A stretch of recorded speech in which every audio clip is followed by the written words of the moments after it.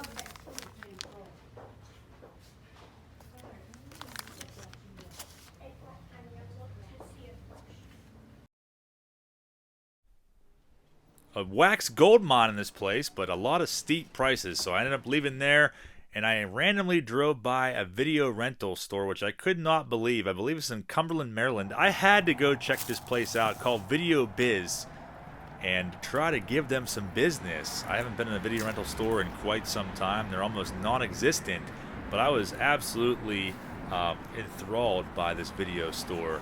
So I had to go check it out, and I did not film in there out of respect for the owner, but it was definitely a cool experience. And then I headed home, and then today I ended up going back to Deep Creek and stopped by a card shop, a few antique malls. This one is Englanders, and I had called beforehand, and they said they had cards, so I figured we'd check it out.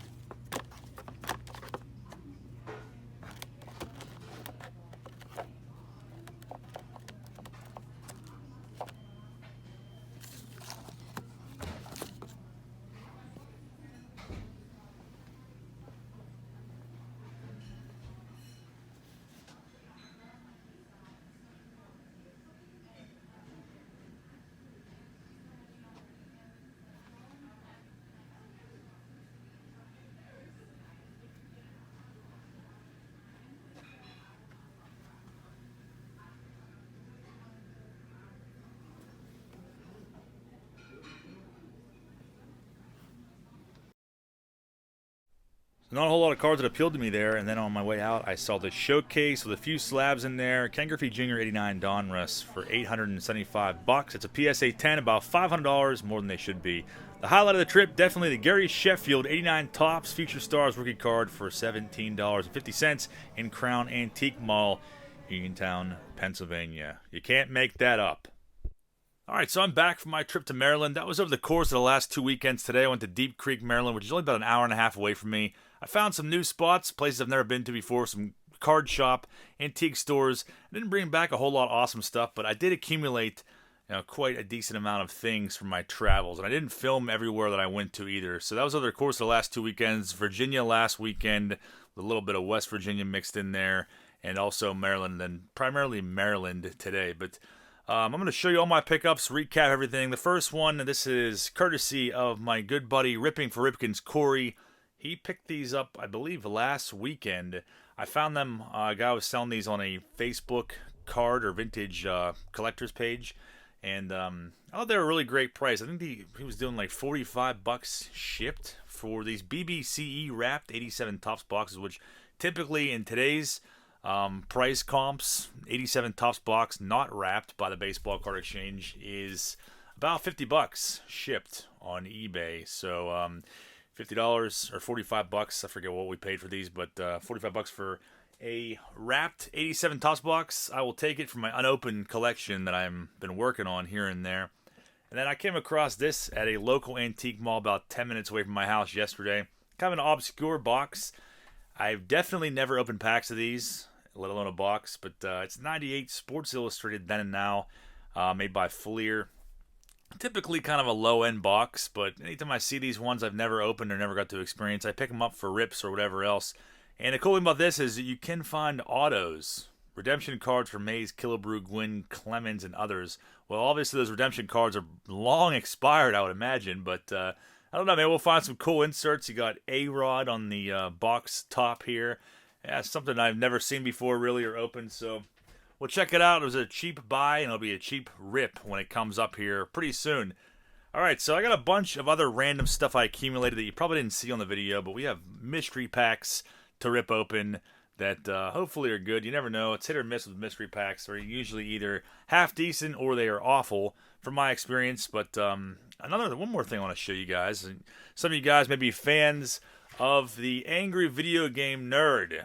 I used to be much more of a fan of his than I am really today. I feel like a lot of his stuff went downhill over the last couple of years. But AVGN James Rolfe, still a very, very talented dude and YouTuber. If you're not familiar with the Angry Video Game Nerd, go back and check out his older videos like Paperboy and stuff like that, and Big Rigs. They are absolutely hysterical. But he had a Black Friday sale a little while back, and he was selling a bunch of stuff. Like he has a pre-order for his new video game coming out on PS4 and a bunch of stuff like that. So I thought this poster was really cool, and it was like $5, so I picked it up. It's 11 by 17. Has some iconic moments in the AVGN timeline. He's been on YouTube for so long now, but there's Jekyll and Hyde, one of the worst games of all time for the NES, but I picked that up for $5. I'm pretty sure you can still buy them on the Screenwave website for like $5. This is a cool, like glossy poster to hang up.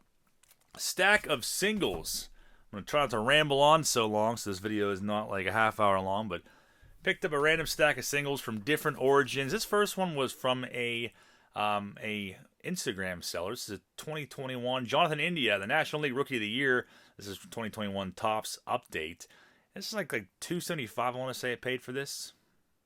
Number 286, $275 shipped. I think in a plain white envelope, which I thought was pretty cool. I didn't even look at eBay comps or anything else. I'm like, National League Rookie of the Year. I don't have that card. I better get it. So I grabbed that one for $275, and then this one. I was at a SGC hobby shop in Indiana yesterday. My buddy wanted to go look at some comics, so I caught a ride with him. And I think my brother just made a video buying a bunch of stuff here recently. They always have like a dollar box or bargain bins. They had a ton of vintage, but the vintage prices seemed like they were absolutely astronomically absurd. So I didn't entertain any of the vintage, even though they had a couple rookies there that I was really eyeing. Like they had a 53 Topps Satchel Paige, which is a card that's on my want list. It has been for a while. $1,000. Like, geez, like that's like a $400 card nowadays, and $1,000 for it raw. Nolan Ryan rookie was like $1,500. Steep prices, but I left with a few dollar cards. So And there are ones I didn't have. Edwin Encarnacion, his 2001 Tops base rookie card. I didn't have that in my rookie box, so for $1. That came home with me, as well as this 2001 Travis Hafner Tops base rookie card. I didn't have this one either, so for $1, that will join the rest of the vagrants in my rookie box. And so will this Jock Peterson 2015 Bowman Chrome rookie card for $1. Didn't have that one.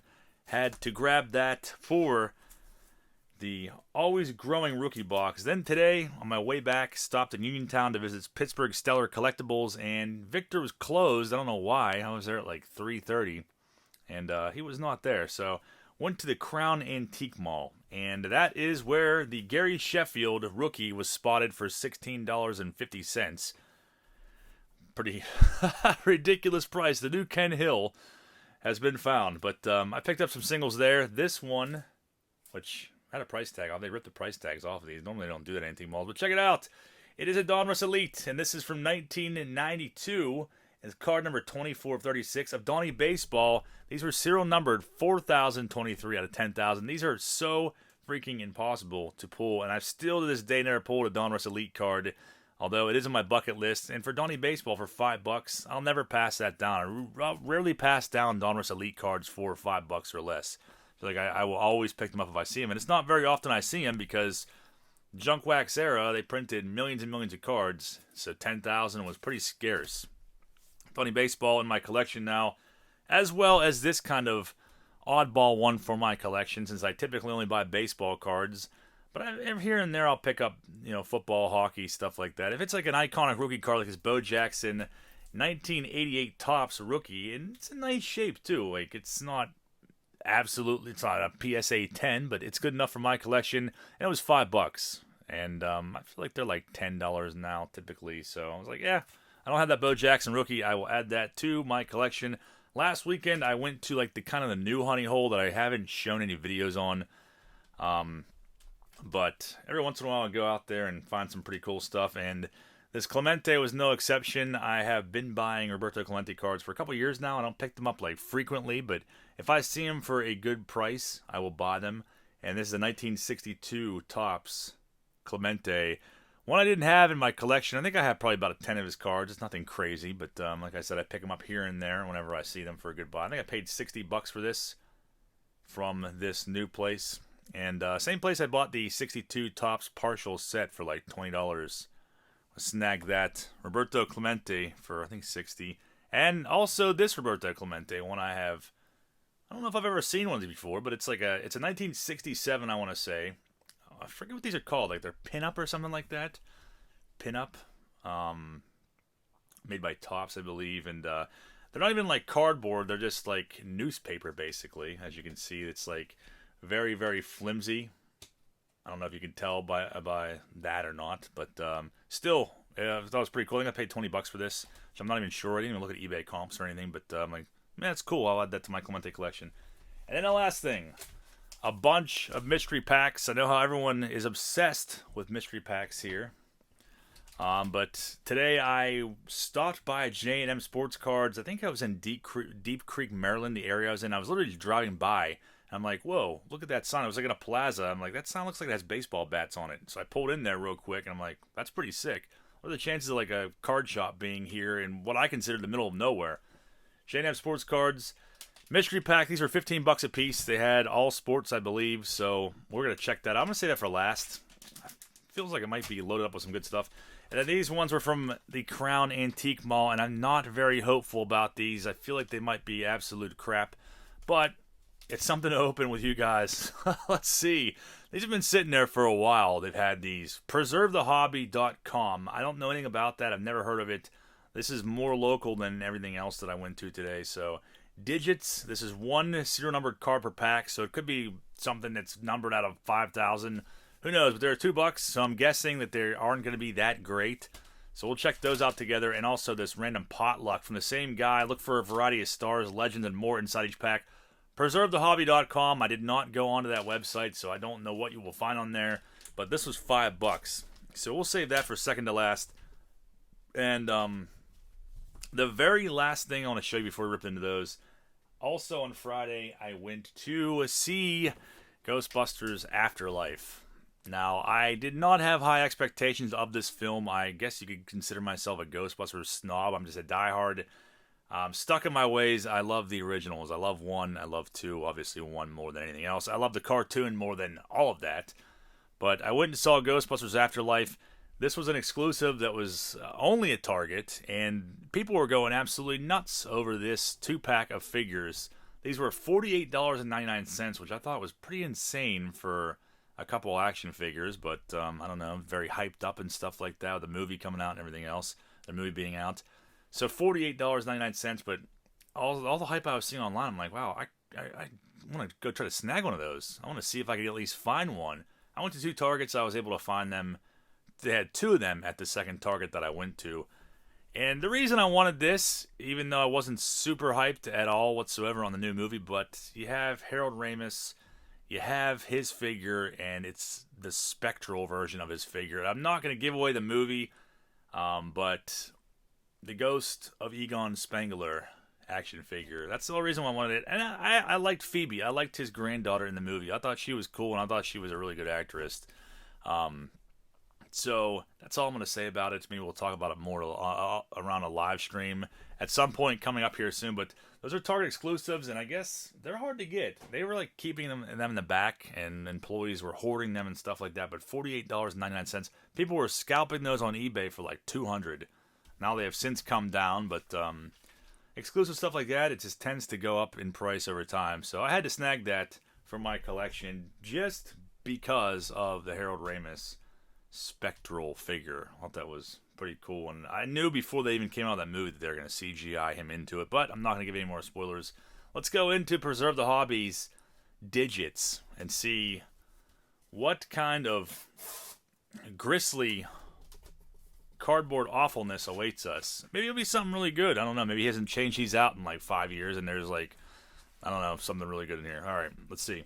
Looks like it's Cleveland Indians. I figured it'd be common cards. There's only 1 card per pack.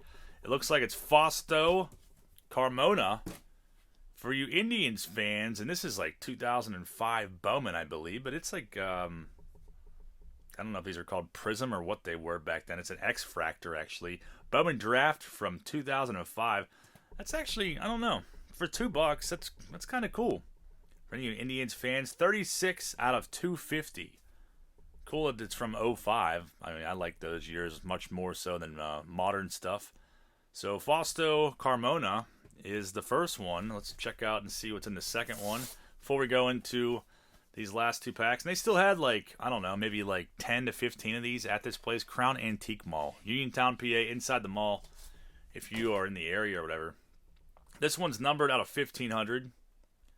And this is Dennis Rabin, and it's from Elite Extra Edition 2008. I can't say I've ever seen one of these, but so never heard of Dennis Rabin. Don't really know whatever became of him, but $2. Check him out if you're interested and you want to try your luck. And let's try our pot luck on this next pack. $5 for one of these. It feels like they're, I don't know if that's a stack or what, but we're going to find out here. Top-loaded cards. Look at a bunch of top-loaded cards in here. Could be a big fat gold mine. I see Andrew Benintendi. I think that's a 2020 Tops. On the top here, Suarez Home Run Challenge. And there's a Matt Adams from Heritage. Looks like we have rookie card gold coming up in here. Tyson Miller gold, and this is numbered 324 out of 2021. You have Kutch. I think that's like the photo variation or name variation, whatever it was from 2020 Donruss of Andrew McCutchen. And the Topps Chrome, I don't know if it's an X-Fractor, Refractor, Prism, whatever they call them, but Andrew Benintendi. And that is our $5 pack. I don't know. I don't really know if that's worth $5 or not, but my modern card knowledge is pretty crap, as most people know. I'd say it's really scraping the bottom of the barrel for $5 if you had to, but I could be wrong, and feel free to scold me if I am wrong. Last order of business, J&M Sports Cards, Deep Creek, Maryland. First time I've ever been in that shop. Definitely a cool dude. Like I said, Deep Creek, Maryland's only an hour and a half from me, so, but it's literally in the middle of nowhere, or so it seems to me. So we got in the $15 grab bag, they had other sports available as well. Pull them off screen so there's more suspense. Wilson Contreras. This is numbered out of 150. I'm guessing this is advanced stats, would be my guess. I think. Could be wrong. But number 90 out of 150, Wilson Contreras. And Noah Syndergaard. This is like an orange parallel of some kind, 2019. Donruss Syndergaard joining the Angels roster. Ryan Braun from Heritage. And this is one's numbered 471 out of 570, it looks like. And he'll be a Henderson from Allen and Ginter, 2021. It's just like a base card. And this is a nice one. Luis Robert. Select Sensations. Second year Luis Robert. Not numbered, but I like Selecta. I think it's a nice product. Old School from Prism. Looks like Babe Ruth. Not numbered or anything, from 2021. And Evan White, rookie class, also from 2021. Prism. And we got an autograph in here. I'm not sure if these are considered like hits that are one per so often packs, or if they're one per pack. Tink Hence. I am not real familiar with him, but Leaf rookie auto, and this is from 2020. That's pretty cool though. It is a sticker auto. Nice looking card from Leaf. The $6 tag on it. Not sure if that has any more value to that now or not. But Anthony Volpe, Elite Extra Edition, some sort of parallel maybe, I don't know. From 2019, $5 price tag on it at one point. And the final card here, so we got a Joe Maurer game used relic. That's a pretty cool way to end it off. So, not a bad grab bag at all. $15. Let me know if you think it was worth it. Like I said before, my modern card knowledge isn't all that great. Maurer is probably worth a few bucks, and I'd say, yeah, you probably have about $15 worth of cards there, I would think, by today's standards. So that is everything I picked up. Nothing too crazy. I have some crazy stuff on the way, at least I think so. But please, drop me a comment down below and let me know what your favorite thing that I brought back home was. And I hope to do an auction preview video. I got a big auction coming up this week. 2 big auctions, actually. 2 nights. And then probably 2 nights next week. A lot of stuff to sell off, autographs, and all kinds of goodies. So hopefully I'll get an auction preview video out so you guys can check out the first round, or maybe even half of the collection we'll be selling off. And got a bunch of other stuff lined up. So hopefully you will tune in and join me for all that stuff. And I hope you guys enjoy the rest of your weekend. Thank you guys again for watching.